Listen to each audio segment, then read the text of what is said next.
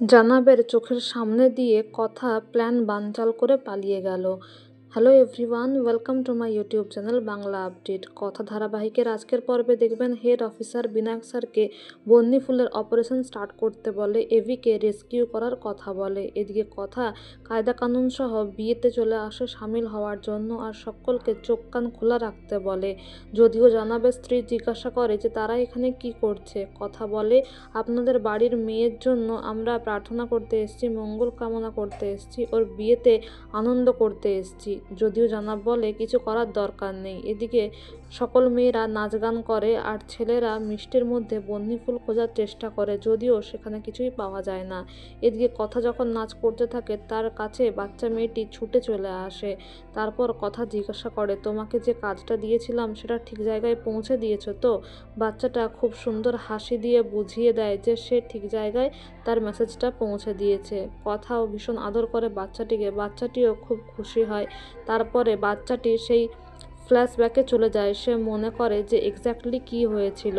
সে জানাব আর এভি যখন কথা বলছিল তখন সেখানে পৌঁছে গিয়েছিল।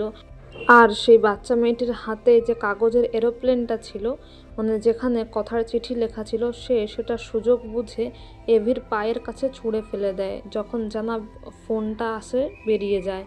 এদিকে এভি অনেক কষ্ট করে হলেও চিঠিটা খোলার চেষ্টা করে আর পড়ে দেখে যেখানে লেখা আছে, পাচক মশাই নিশ্চিন্তে থাকুন, আমরা সামনেই আছি, কাল বিয়েতে দেখা হবে।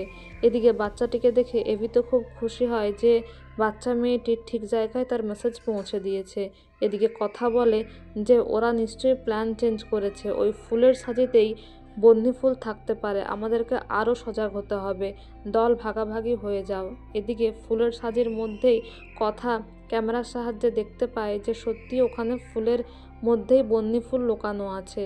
আর এরই মাঝখানে কথা রিচাকে দেখতে পায়। তখন কথা বলে, রিচা এখানে, আমি জানতাম ও এখানেই থাকবে, ওই নিশ্চয়ই ফুলের দায়িত্বে আছে। অর্ণা, প্রিয়া, তোমরা নাচ গানের মাধ্যমে রিচাকে ব্যস্ত রাখো।